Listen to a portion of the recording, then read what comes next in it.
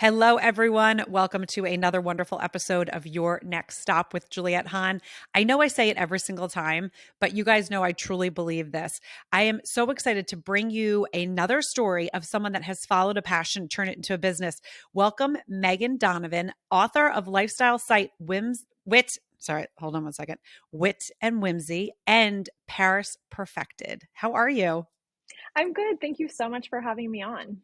Yes, welcome. So I always like my listeners to know where we connected because it's kind of fun for them to connect the dots and see, how I meet people.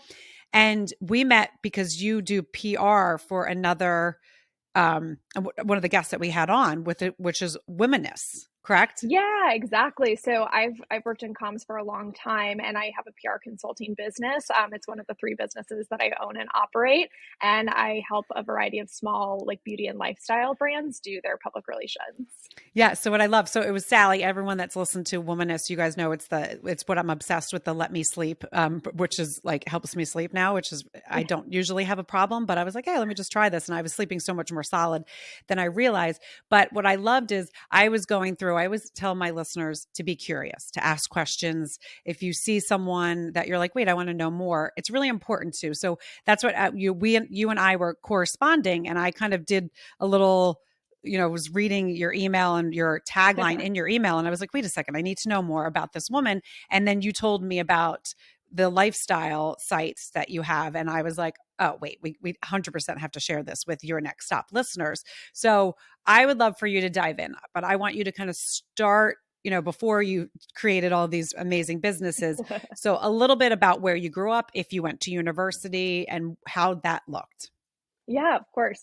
I feel like a lot of what I now do for work was shaped from an early age. I grew up outside of Chicago, but my family lived in London in the 90s for 2 years as a result of my dad's job at the time.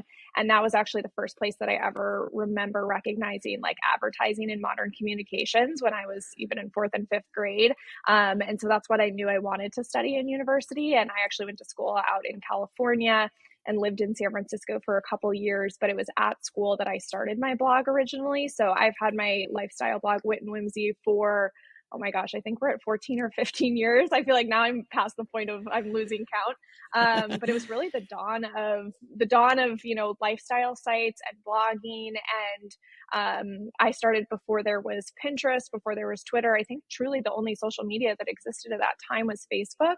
Um, and I would say like that was really a jumping off point for what I still do for a living now, so many years later. But I did go on to study communications in college, and then I've worked in PR largely ever since then. But I've been self-employed for 6 years now, running two businesses and a third that I added, which is Paris Perfected, which started in 2019.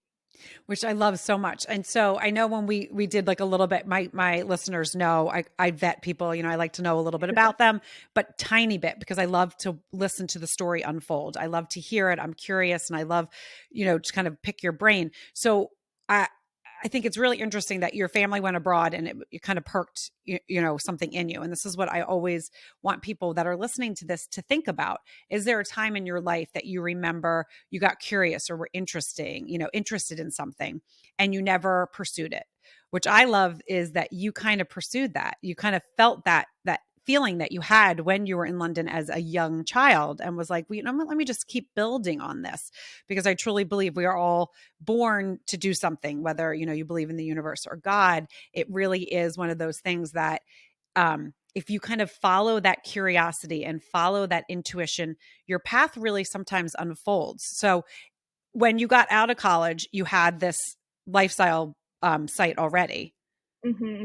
Yeah, I had Wit and Whimsy, and it ended up being something that I had on my resume actually because there weren't a ton of people doing lifestyle blogs at the time. And this was certainly like right at the dawn of personal style blogs blowing up and things, but it was certainly something that I think shaped my career. And I don't think I thought when I started it in 2005 I would still be doing it at 36 years old now. Right. And clearly a lot has changed in the landscape. And I think now so many people are creators in their own right. But it has allowed me to be self-employed today and really kind of pursue a variety of passions. And I think that's what's so important about exactly what you said around intuition. I feel like I always have let that guide big decisions, whether it was going to college in California, moving to San Francisco, moving then to New York. But I really felt a pull in 2016. I was like, I have to change what I'm doing for a living, because I had worked at big PR agencies for the better part of a decade.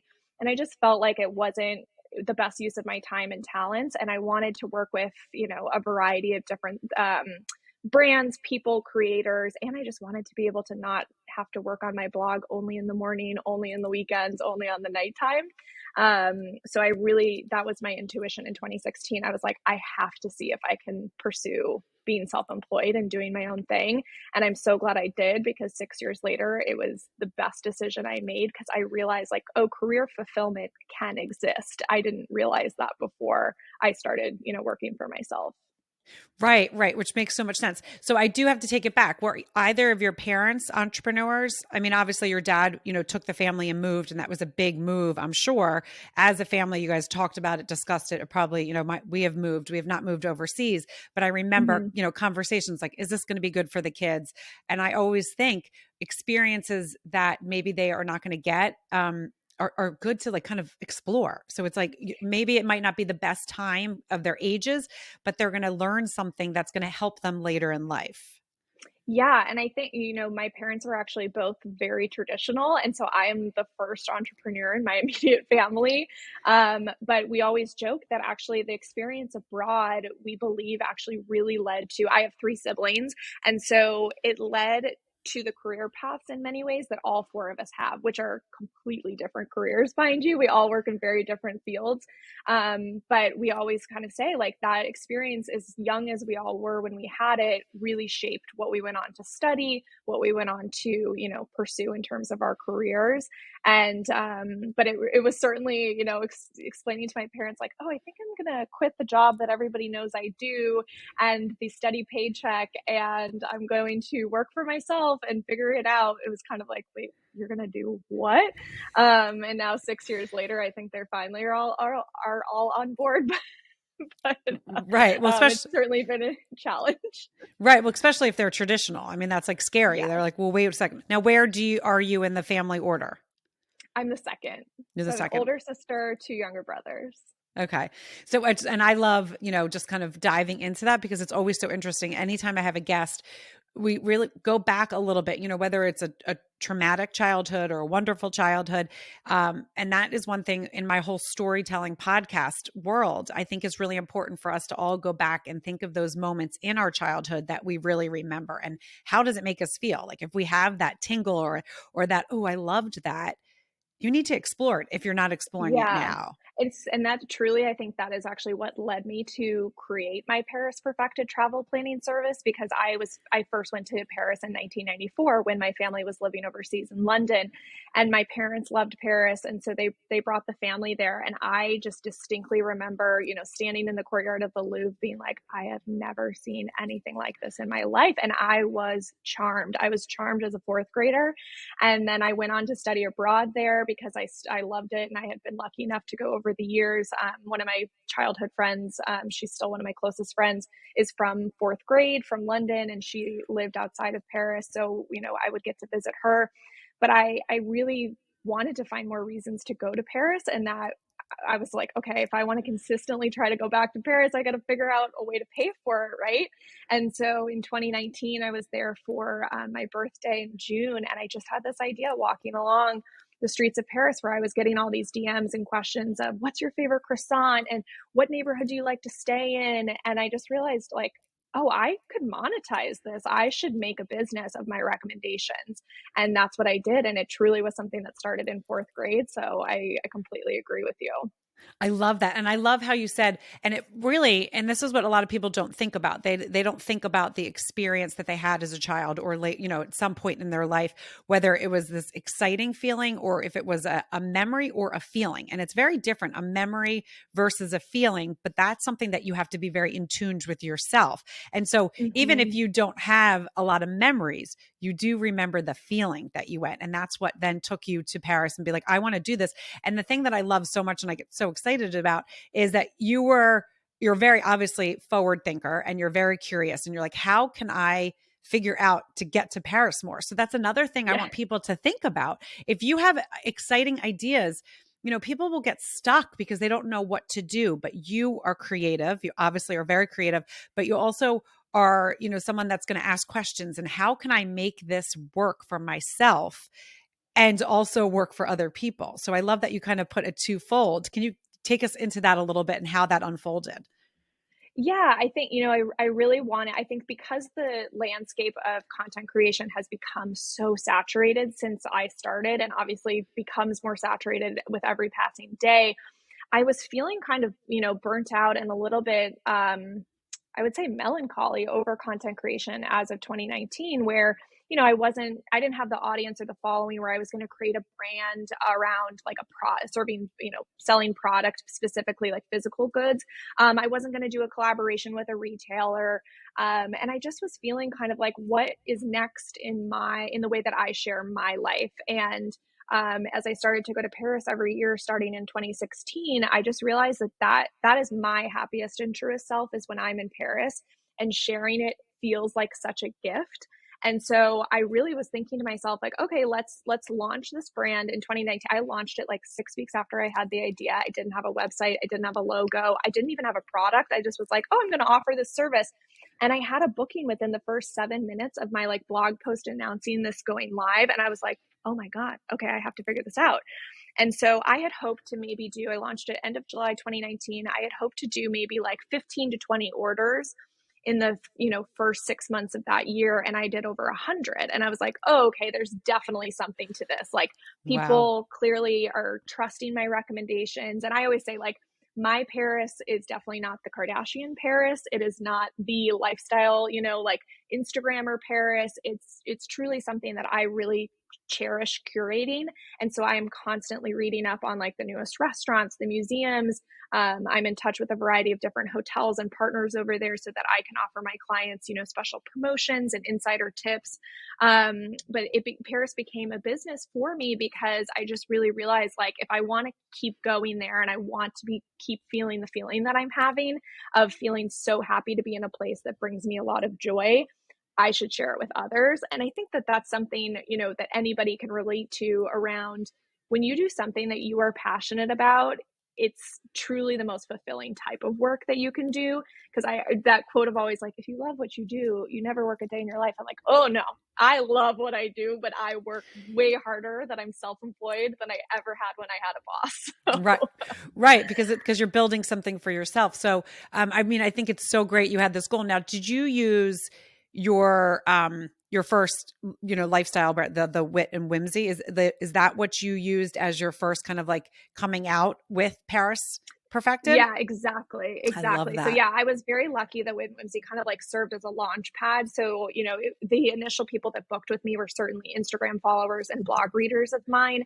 And since then it's grown, and people, when they fill out my intake survey, will be like, I found you on TikTok. I found you on Pinterest. A friend recommended it. A lot of my, people that book with me now are Yeah. referrals from people that have taken a trip with me. But what I love about the product too is just that people really, I think, understand my sense of Paris once they've come back, and the testimonials that I get from people are like, oh, we would have never found this place, or this felt so special, or this was so unique, or you maximized our time on the ground. Because what's special about what I offer is everything's personally vetted by me for Paris Perfected, which I think is really unique, because you can go on TripAdvisor, you can go on Kayak, you can go on Facebook, you can go on a million travel sites. But a lot of times it's just roundups of recommendations of like people that have looked at, things that have good reviews or whatnot. It's not personally vetted, but like if I'm recommending a hotel or a restaurant, or an activity, I have personally done it, and I tell you exactly how to get tickets, or I tell you what to order on the menu if it's available. It's been personally vetted. So there's a ton that I don't share because it wasn't good, and it's like places that people talk about all the time, and I'll go and I'm like, what a waste of a meal in Paris, which it's sacrilegious, I feel like, to waste a meal in Paris. So I try to really guide people around making it just the best experience that they can have. Because obviously, like, Paris is one of the top tourist destinations in the whole world, and there's plenty to do. But it's, people want to go and have the best time. So I really seek trying to over deliver to get them to have that best time possible. Which I love that you go and do it. So it's going to make people okay, Meghan has gone. I am, I've gotten this recommendation from a friend, so they really trust you, but it shows the love that you have for what you're doing. And I think that's what's most important. It's not like you're just throwing things together because you're reading, you're like, "Oh, someone said this was good." You're actually going and you can see, you can even hear it in your voice. Anyone that's listening to this knows that you obviously love what you do and how you created it because you wanted to spend more time in Paris, I think is just brilliant. I mean, so brilliant that it's exciting. So I do have to ask you though, so why don't you live in Paris? Great question. I love living in New York. I'm based in Brooklyn. I've lived in New York for 11 years. And it truly is kind of the best of both worlds for me that I get to live in New York and visit Paris often. I think I have a lot of friends that are expats in Paris, and I always give them so much credit because I'm like, it is very hard to move to a foreign country, especially that has a foreign language.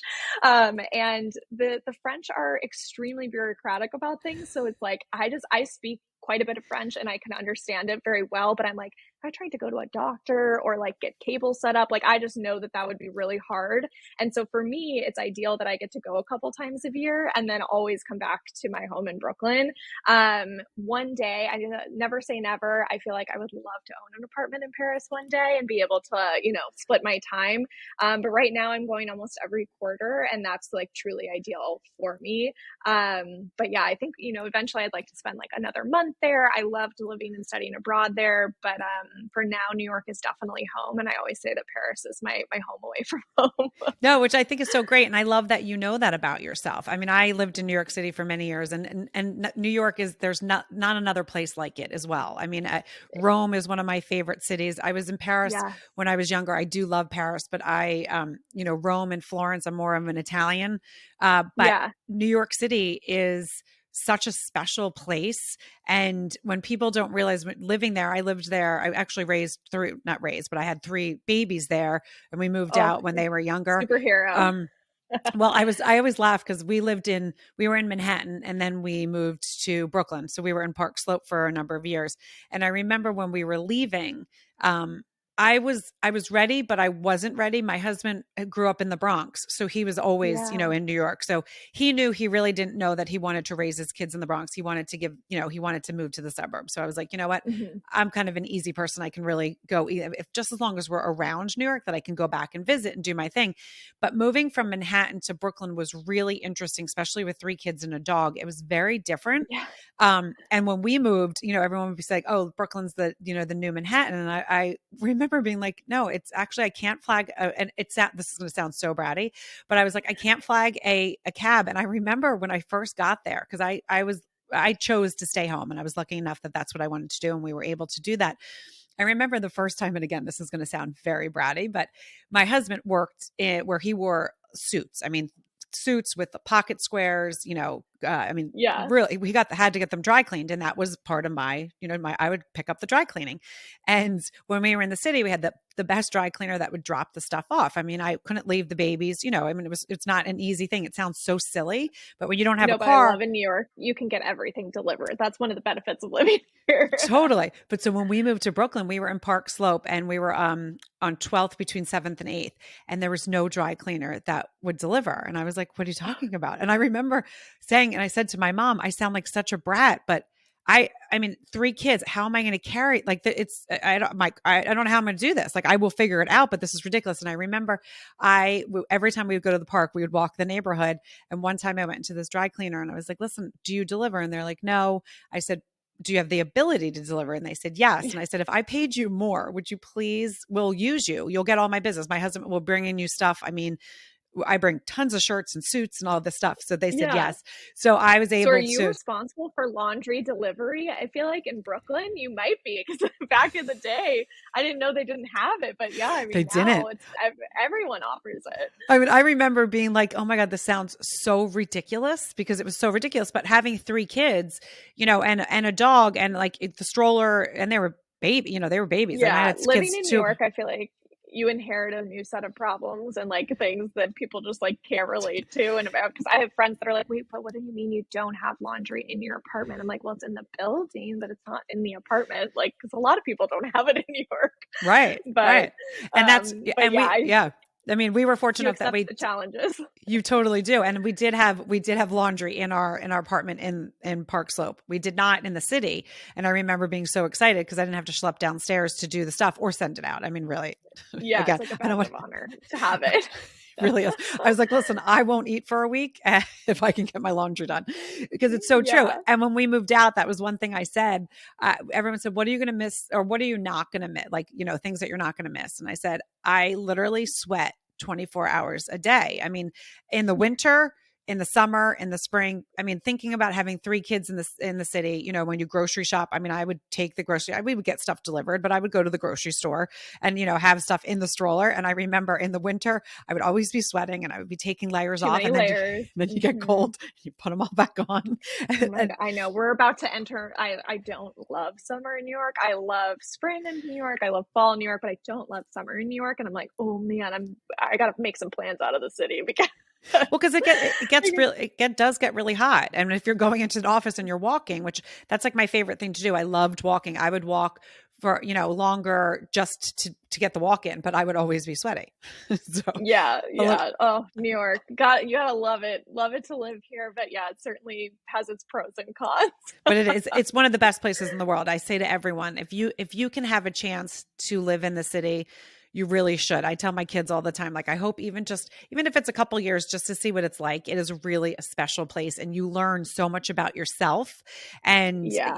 how to navigate life. So, and I love your answer about, I mean, that was such an authentic answer, you're like, no, Well, I love that you said that like Rome is in Florence or your places, because I always say about Paris, I'm like, the feeling that I get when I'm in Paris is truly just invaluable to me. And so I really hope that people find their Paris. Like it doesn't have to be Paris, but right. I just hope in life everyone can find a place, and that can be a park, that can be a city, that can be a country, but I hope that everyone in life can find their place that just makes them feel at peace, inspired, happy, joyful, and truly just fulfilled, because I think that, that is what you should be seeking in life.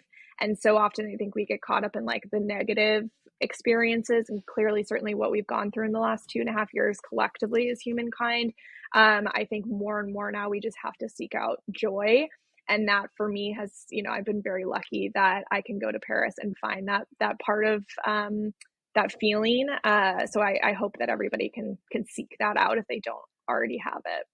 And I love how you said that because it's so true. It really is to find your place. And again, a lot of people will say, well, I can't move because of this, or I can't do this because of that. And those are excuses. I say Hmm. everything is figure outable. You can figure Yeah, everything out.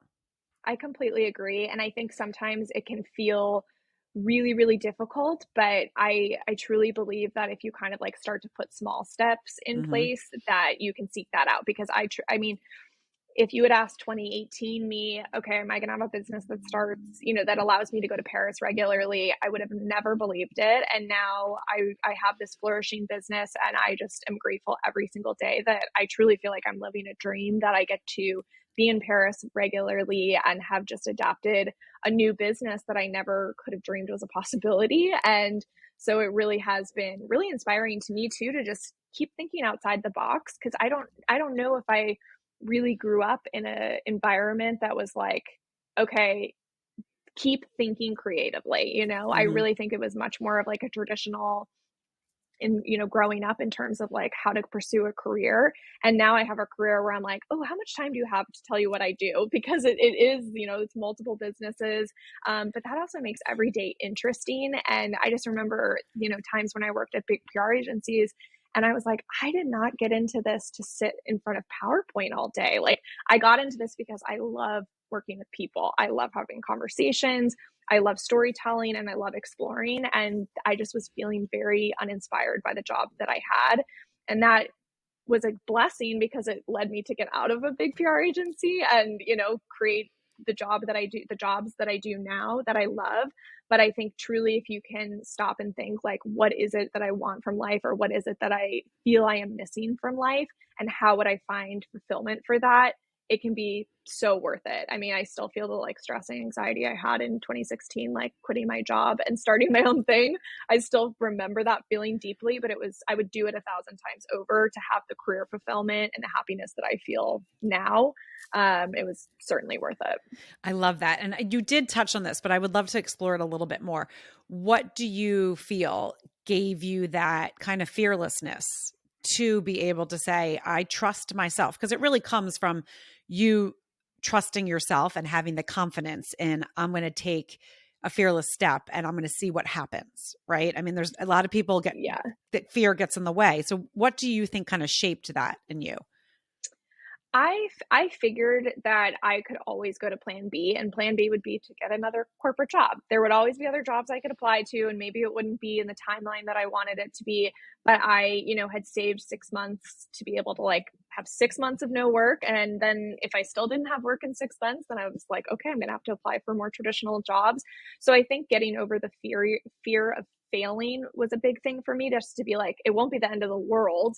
It will be a new opportunity for me to do something different. And I think too, it was truly, I never want to be a person in life that wonders what if I hadn't done it, Hmm. because I felt the same way about New York. I decided to move to New York at 25 years old. And I was like, if I don't do it at 25, I truly don't know if I ever will. And I don't want in 5 years to be like, well, what would have happened to my life? How would it be different if I hadn't moved to New York? And I felt similarly about, leaving my corporate job behind and my steady paycheck behind to be my own boss. And I also knew like I'm highly, highly motivated. And so I think that, I knew that I would be successful in terms of like being my own boss, because frankly, I'd had a lot of bad bosses in my life, as we all have at some Hmm. point.